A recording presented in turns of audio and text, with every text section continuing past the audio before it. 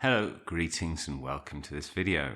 So today I'm going to talk about how to find yourself, and it's not going to be about that you need to travel the world and, I don't know, live in the Himalayas or backpack around Africa. This is about how to find who you really are, and this is the question in Advaita Vedanta, in non-duality. You need to find out who you really are. We make a mistake. The idea is that we make a mistake thinking that we are the body and the mind. So we're this person, this individual person, when really that is just a fraction of what we really are. So we're much, much greater than any of this. So the idea of finding out who you are, who you really are, is repeated by lots of masters. So we had Nisargadatta Maharaj, who was an enlightened person in the last century, and his famous book is I Am That, and it's connected to Advaita Vedanta. I am that, meaning I am Brahman.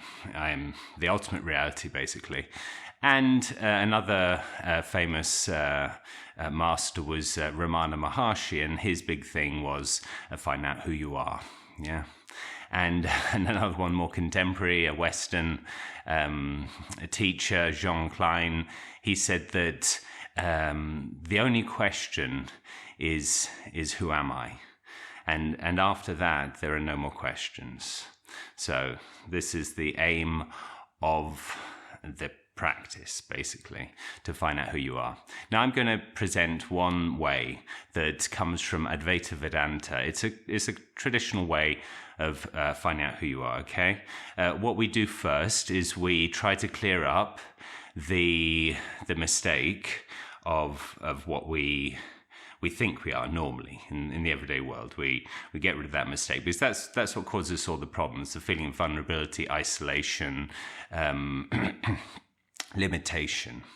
And so we take that away, we analyze that, and I'm not going to tell you you have to do it yourself. I will tell you how to do it, but the idea is that you go through the process yourself. It's called Drik Drishya Viveka. So Viveka means a discernment. So to see the difference, and Drik Drishya is between the seer and the seen. So basically what we do is we try to find who is the seer, okay? So we begin with something like a book or a mobile phone. So I have a mobile phone here.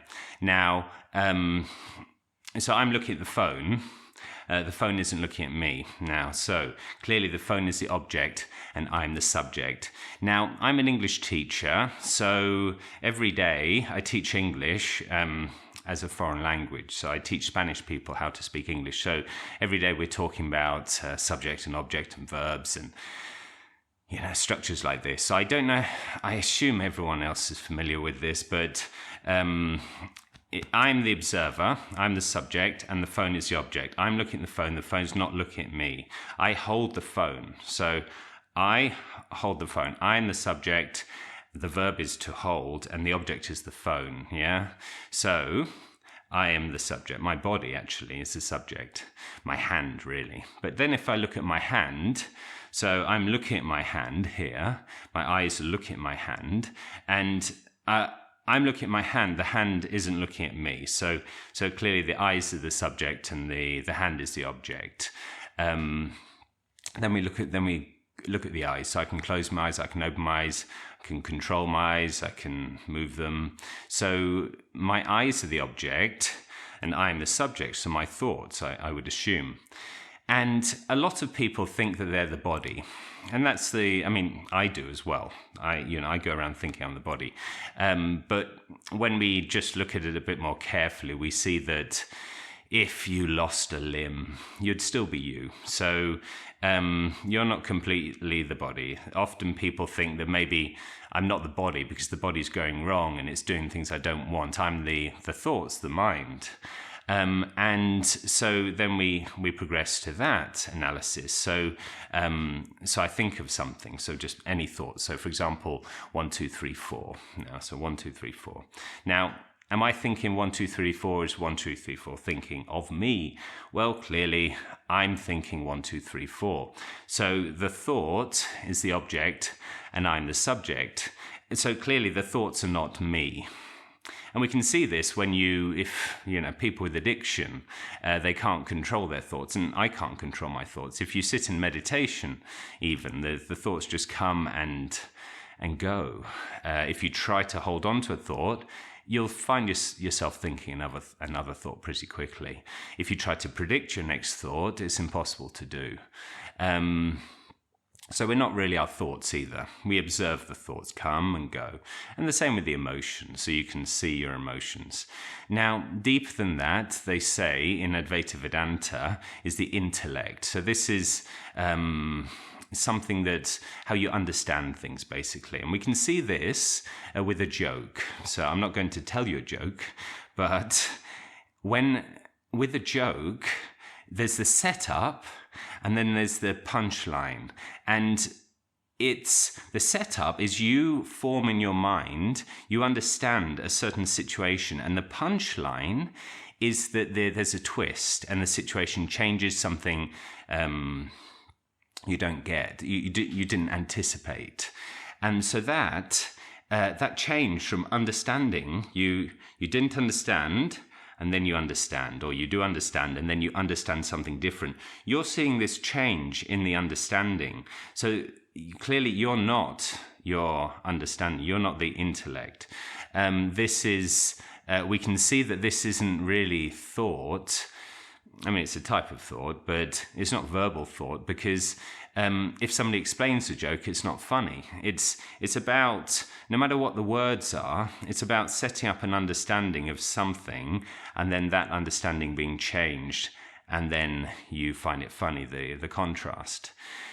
So we see that we're not the intellect. And then deeper than that, we have the ego, which is, some people see it as this monster that's stopping you from getting enlightenment, but really it's not. It's just part of the mind that claims things and labels things as, that's my thought, it's me that's driving the car.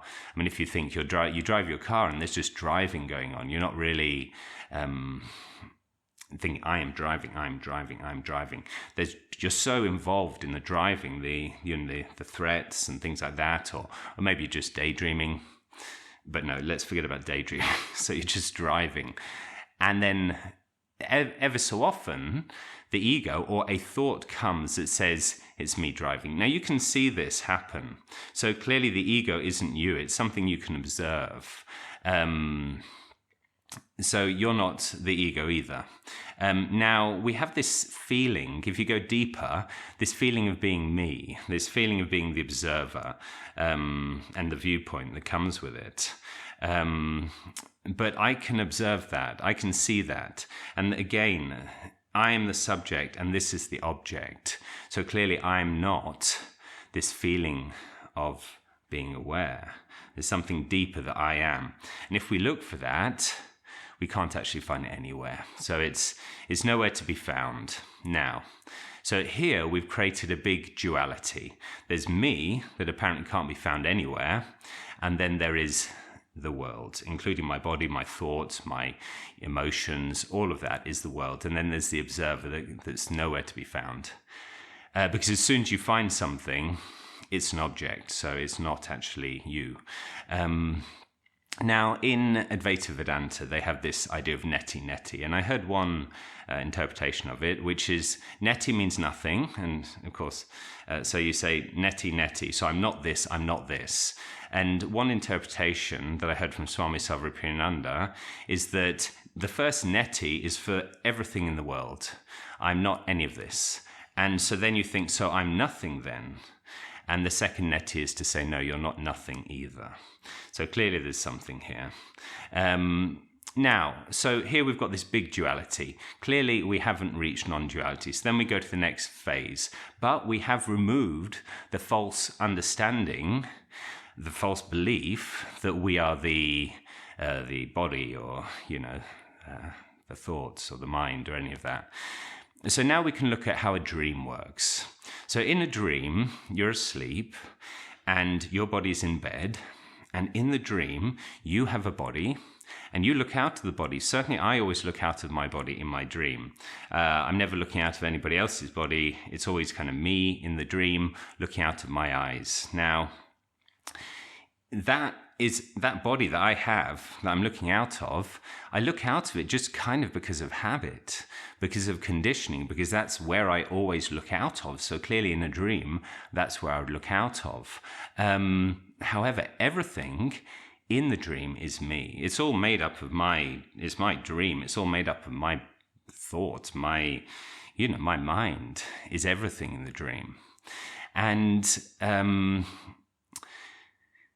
so even though in the dream, I think that there is, for example, there's a cup in front of me, the light hits the cup and it bounces back, and the light hits the photoreceptors in my eyes, the messages are sent to my brain, and then consciousness is created, according to the physicalist view, inside my head. But clearly in a dream, we know that there's no light hitting the cup, there's no light reflecting into the eyes, and the brain that you have in the dream is definitely not creating your consciousness.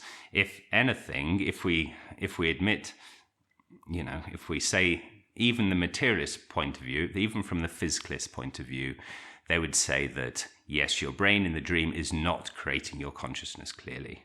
It's the brain in the person who's sleeping. So you're sleeping in bed and it's creating this. Now, in non-duality, we don't think that is either creating the dream either, because it's all just mental. It's kind of an idealistic... It's based on idealism. So everything, the ground of existence, the ground of everything is consciousness, not matter. But anyway, so we can see it in the dream that, in fact, the cup is seen by you in the dream from your point of view. Your point of view is a habit, a conditioning, and the cup is seen by you not because your eyes work in the dream, but just it appears to you because it is you. It's known by you. Kind of from the inside out. It's seen. It does appear to be seen. Sounds as well, and touches, and it's not to do with your physical senses. It's actually just known from the inside out because it's all made of you. Now, so this is the idea. So you get to this stage, and this is where we take this dream analogy, and we say that's what's happening in the real world too.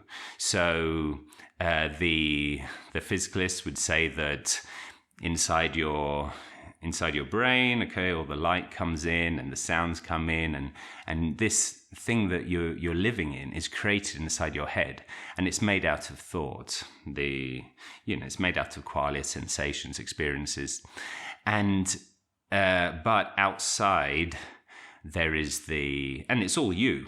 They also accept that everything is you. Everything that you see, the whole world that you move around in, even physicalists accept that that's you. But they say this is a representation of something outside the mind. And some idealists also say that this mental representation is of something also mental, but outside the disassociation or the limitation of the way your mind limits you. So, but outside it's more mind. Now, but everything is you. So in the same way that everything in a dream is you, everything in reality is also you. There is no second. So you are the only thing. You are the only observer. You are the thing that makes up everything. Now, so that we don't become solipsists. So solipsism is when you think that you create the world and everything is created by your mind and everybody else is just a figment of your imagination. And we have to avoid this because this is not a good way to think. To be honest, I'm not sure if some of the Buddhism, mind-only school of Buddhism, and some extreme, very strict Advaita Vedanta, like the Gaurapada's Karika, I think maybe they might hint that maybe there is just you, but I'm not. I'm not saying that. Really, what we normally think is that everybody else is also you. So there's one consciousness in existence, and it's seeing out of everybody's eyes. And I've done another video going into a bit more detail about that. So when we find ourselves, we change what we think of ourselves from being this vulnerable thing to basically being everything. And when you make this realization, that is enlightenment, apparently. You can get so close intellectually, and then the matter of convincing yourself. Some people say you need to kill the ego, which I don't think is true, because people like Sri Ramakrishna said that just let the rascals stay. It's a useful tool, that it's like your kidneys or your liver. It's something that functions to keep the body safe. So it's just a matter of not associating with the ego, not thinking that the ego is what I am, this feeling, because the ego's functions are to is kind of protect your body, claim ownership and possession. And so when we base our whole existence around the ego, then we are basically focusing on protection, vulnerability, claiming ownership of things, and possessing things. And so it turns the whole world into a crazy place, as we can see. So this enlightenment, when you really get it, you're free of that. You're free. You're fearless, because you won't die. You are the thing that exists. You are God, really. But then also everyone else is God too. But they're all seeing through the restriction, the limitations of their individual mind, and so that's why you can't see their thoughts and stuff. But another way of getting to enlightenment is a kind of progressive path. So meditation, observation, studying these texts, asking questions. It's always important to ask questions, because the truth is not fragile. You can't break the truth. So you've got to ask questions, because there's been thousands of years of this. In Advaita Vedanta, at least, they have all the answers. So don't be afraid. You won't ask a question that can't be answered. I've certainly I've found answers to all the questions, and I'm satisfied now with this intellectual understanding. I do live from a position of a separate self. I'm not, don't feel myself as the universe, but I'm getting there. Is slowly, moving towards this understanding. The more you study, the more you understand it, the more you see and test it in your daily life, you can see how, first it could be true, and then as you go, it's, yes, well, this is what is actually here. So there you go. I hope you have success in finding yourself. Thank you for watching the video. Goodbye.